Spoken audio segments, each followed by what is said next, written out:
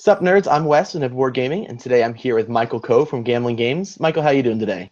Hey Wes, doing great. Thanks. Appreciate you having me on. Absolutely. So of course we are here talking about Heroes of Land, Air, and Sea relaunching on Kickstarter this Thursday, May 4th. How do you guys feel about that?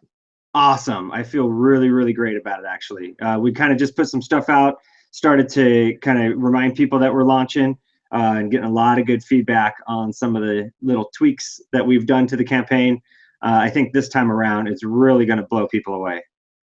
Awesome. I'm excited to hear that because I've played the prototype and I'm really excited to see what the game looks like when we actually get it on the table. I know it was a little bit almost controversial that you guys pulled the campaign when it had already met its funding goal. Do you want to tell us a little bit about why originally that was like kind of why that went down? Yeah, well, the project kind of got off on a bit of a bad foot. Some of that was technical, some of that was definitely us, myself included, just in terms of kind of understanding the market a little bit. As most people, who know Gamelyn Games know that our fan base is the Tiny Epic fan base, and that's kind of what we've built our entire company on. Which, it's not just small games or inexpensive games. It's the combination of it. In this game, Heroes of Land, Air, and Sea is just the polar opposite. So it's a huge game, and then rightfully a bit more expensive as well. So I think the initial response to that was some pretty understandable sticker shock, and then that kind of just spiraled, and it kind of got me on tilt, and then I started making some kind of decisions mid campaign that were not really smart decisions for the long term production, and just kind of what I was going to have to manage in terms of the project creator and fulfill to the backers. And so we took the opportunity to cancel the project despite it having been funded, really to kind of retool, reorganize, kind of revert some of the impulsive decisions, like, for instance, adding a standee version, but also to simplify the project down a little bit better and to present the project in a way that's more in line with what the minis backers are expecting, in terms of just how we're showing the game, what we're focusing on, and then also how we're kind of calibrating the stretch goals and what we're offering as incentives. So we took the chance to kind of fix all of that, and put the puzzle back together, and then relaunch here this week with a whole new approach at this. And I think that the changes are undoubtedly phenomenal, especially for the backers. But I also think that the backers are going to recognize that and show up and show a lot of support for this awesome game. So I think this is all for the better. Awesome. Yeah, I'm really hoping it does turn out better. I'm excited to see what you've done. I think that's actually pretty big of you guys to be able to admit, hey, look, maybe we did a few things impulsively or a little bit quicker than we should have, and we really want to make this a game that we're proud of and the game that we envisioned, and not necessarily we had an idea, ran with it, and maybe it wasn't the direction we were hoping to go in. So I really do think that's going to pan out for you guys in the end. I think that people who are hesitant about it originally, when they see where it goes when it relaunches, they're going to be really excited about that. Thanks, I appreciate that. And my passion as a game creator and as a publisher has always been to produce genuine, awesome gaming content. And so this game is too good to do it wrong. It's a fantastic engine. Scott Alms has done just a marvelous job with the design. It's my favorite game to date of all games, and I know it sounds biased, but it's true because it really captures a Warcraft-like feel, which is something I've been looking for a long time in a game, and I've not found it. Warcraft being one of my favorite games of all time, particularly the RTS Warcraft 1, 2, and 3. And this really, really captures that kind of Warcraft 3-ish because it involves the heroes and it puts a lot of emphasis on the heroes like Warcraft 3 did. And there was no way in the world that I was going to let this one kind of just be half-assed. I just couldn't stand by and do that. I just have too much integrity in terms of the kind of products that I want to put out, and just how that affects the big picture. And very specifically, this game is such a gem. Regardless of how hard the decisions have to be, we're going to make the right decisions so that this game is made right. Awesome. So glad to hear that. So you mentioned that you've made some tweaks. Obviously, you've gotten rid of the standee pledge level because it really is supposed to be a game that emphasizes the minis as well as the great gameplay. What other kind of tweaks have you made on this campaign to make it that much better? Well, so we've really dug our claws in deep to just try and make this not only the best game in terms of gameplay and development and the synergy and balance, but also to try and offer it at the most competitive price and the best price that we possibly can for the backers. Really, it's priced way lower than it should be. When we launched the first time, it was at standard regular margins for the industry, so it wasn't even overpriced. But it was a brand new market for us, and we'd never been in this space before with a game this big and this price, and that took some of our fan base by surprise.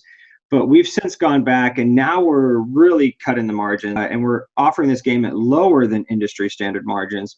But part of why or how we were able to do that is we've shifted manufacturers. I had a recent trip to China in January where I had the privilege of touring several factories, and I was able to get some quotes on this game, and they were coming in quite a bit lower than the previous printer that I had already started kind of moving forward with this game. And so that was a bit of an eye-opener, and it also was an opportunity. It allowed me to kind of take advantage of this new pricing and then pass all of that savings on to the backers. So that'll definitely be reflected in a notable way when the Kickstarter launches. I think people are going to be very pleased with the new price. And so that was part of it. But then this is many layers, and the extra layer to this was originally the base game had a huge board because it was intended to support up to 6 players right in the base game box, though you would need some additional factions.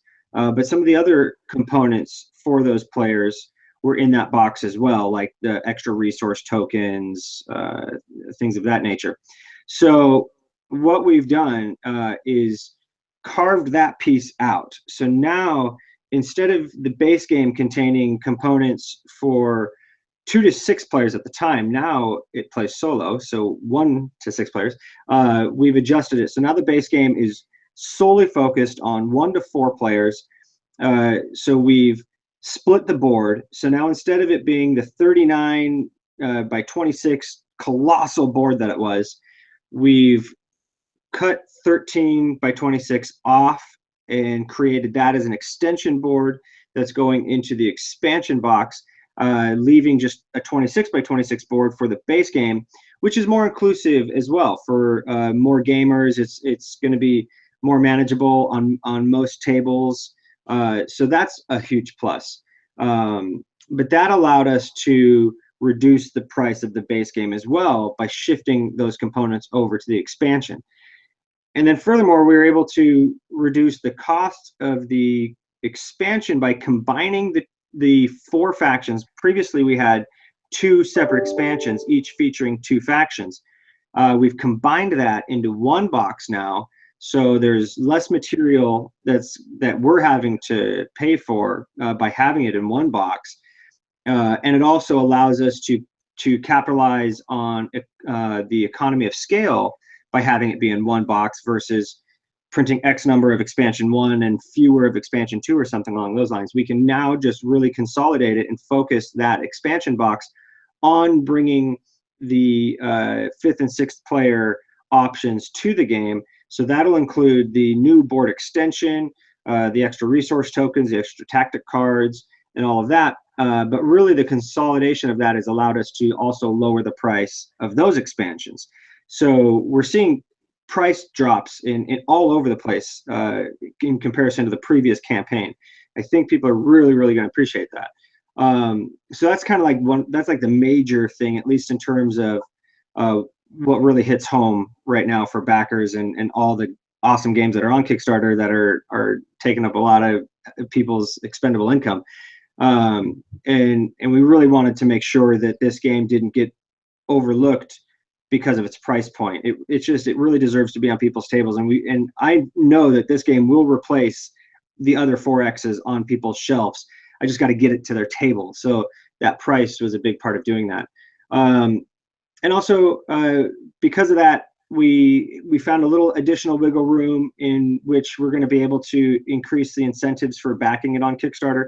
So now people who get the base game are going to get an awesome promo mini mercenary just right off the bat, which before was a stretch goal. Now it's just being given to them for pledging at the base game level, and then pledging at the base game plus expansion, which is our deluxe level, they'll get another promo mercenary. So you end up getting 2 free miniatures, which are deluxe miniatures. These are not just like, oh, just a little cheapo soldier. I mean, these things are really fantastic. The sculpts are fantastic. They're pretty big. They're really elaborate. So, and then they come with their own hero card and whatnot, and they have a lot of awesome in-game applications. So now 2 of those will be thrown in for people that are at the deluxe level. And then also we've retooled our stretch goals. And so we're going to be getting more of our promo miniatures out faster, things of which we fully could have sold as add-ons, and justifiably so. We are still going to keep them as free stretch goals if we can reach those funding levels. We're dedicated to that.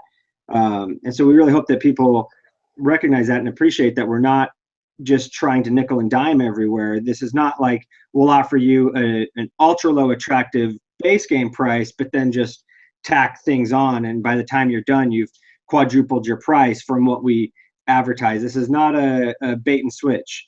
You're getting it all at that price, and then as stretch goals come out, you're just going to keep getting more, and we're not going to ask you to fork up more money. So that was part of the retooling as well. Not that we were charging for add-ons in the previous campaign, but just that we're now going to be offering the stretch goals at lower funding amounts to try to be more aggressive about getting them into the game. And then some of the other stretch goals that were present that kind of seemed to bother some of our backers, things like improving the quality of the box, the quality of the cards, which honestly some people feel just kind of should be standard, or that should just be part of it.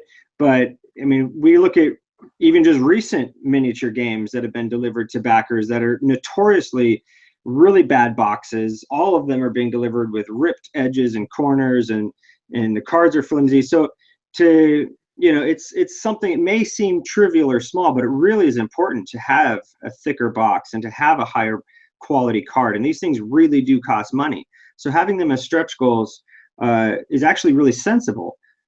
But that didn't seem to go over very well with people. So we've kind of adjusted what we're going to set our funding goal at, and include all of that now in our funding goal. So yes, the funding goal is going to be higher, but it's going to have these premium quality components, again, which may seem trivial or may not seem impactful now, but when the game arrives at your house and you're playing it and you're bringing it places, you're really going to appreciate it, and it's going to come around. But I don't think it's something that we're really going to get a lot of applause for up front. But again, this is not about necessarily quick gratification. This is not just about a quick sale and wham bam, we're done. This is really about doing it right, and it's about the long-term sustainability of the game.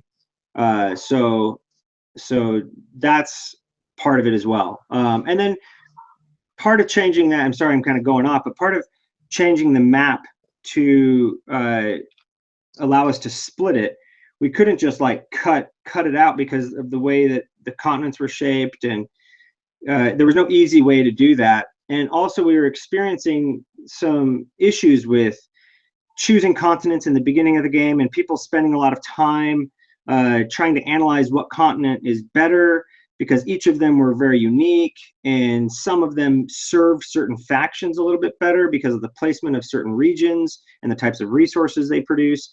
So part of changing the map was rebalancing it and kind of creating what seems more symmetrical. It may not be as much eye candy immediately as the previous map because of the kind of the symmetrical approach to these continents, but it'll grow on you. And in play, it's beautiful. It really is just fantastic. So I think at first, people may be like, oh, wait a minute, what happened to those awesome, really kind of natural looking continents? The truth is that they were not serving the balance of the game as well as these new continents do. And that's more important. And we've still been able to maintain a very high level visual appeal with these new continents. So we felt like that was a very worthwhile sacrifice. If you call it that, really, it's an improvement. And then we also have to keep the size of not just the land regions in mind, but also the water regions, because it is a miniatures game, and we're dealing with little armies of miniatures. The regions have to be X size big, right? And also we have constructs. And so this is not a game where you get plastic boats and then you hold your minis off to the side and in your mind pretend that you're in the boats. In this game, you're really putting your minis in the boats, and you're really putting them in the airships, which is the first time that I've seen in a minis game. This is really quite avant-garde here. But part of that is we have to have our water regions be an appropriate size because they're holding miniatures as well. So all of that taken into account has produced this new map that I've put out on BGG as well as on Facebook, and so people can go and check out what the new map looks like right now as they prepare for Thursday's launch. Ultimately, in the end, it's all for the better of the game, and I really think people will fall in love with the new map as soon as they've spent some time with it, especially when it gets to their table. But even just looking at it and analyzing it now, I think people are going to see that it's for the better. Awesome. Yeah, it definitely sounds like you guys have put a lot of thought into all these changes and what you're doing with the campaign. You did mention the future of the game. So do you then have plans to continue expanding the game? I know it's kind of based in the Tiny Epic Kingdom universe. So are you guys kind of planning a universe like, Fantasy Flight has the Terranoth? Are we going to see more than just these 8 factions in the future, hopefully? I would love that. This is set in the world of Ogmore, which is a very precious place and dear to my heart. It's a world setting that I built back when I was a dungeon master in my younger years playing D&D. And so most of my fantasy worlds are set in Ogmore, and they use names of different areas that were used in my old D&D maps and whatnot. So just kind of the setting is very dear to me, and to have this game as a avenue or an aperture to see that setting and to bring that setting to life is really special to me. And we did that with Scott Alm's Tiny Epic Kingdoms, which is also fantastic.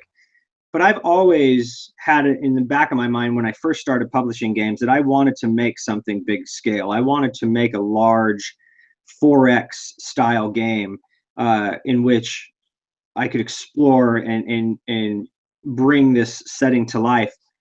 And so Scott and I had been talking about it for years. Ever since even before Tiny Epic Kingdoms, we discussed making this kind of a game. And so, but it takes a lot of resources. I mean, it's absurd the amount of money that it takes, even just to get started in making a game of this size.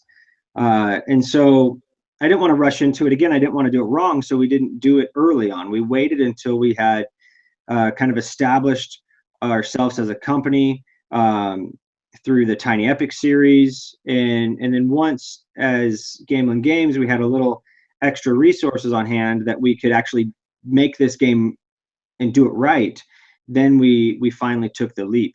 And again, that also plays into why I didn't just let it run and let it be a dud, because it just means too much to me, to Scott, and to everybody that's involved. So we're definitely going to explore future expansions if possible, right? Like if the game is well received as it deserves to be, then heck yeah, we're going to keep building upon it. But first things first, we got to get this funded, and we got to get this made. We got to get this out there. We got to let people fall in love with it, and then we'll take it one step at a time from there. But if all goes well, people can definitely expect for us to continue developing this game in this setting. Awesome. Well, I'm really excited to hear that. Again, I've played the prototype. It was an amazing game. It's a pretty bold claim to say that this one's going to replace all the other 4Xs on your shelf. I know it definitely has a place being a 4X that you can play in under 2 hours reasonably, opposed to, well, I better schedule 2 days to play this game. So I'm excited to see where it goes. I'm excited to see the reaction that the relaunch has. I have no doubt at all that we're going to be getting this game and seeing it. And I'm just excited to see where it goes. Anything else you want to tell us about the campaign before we head out?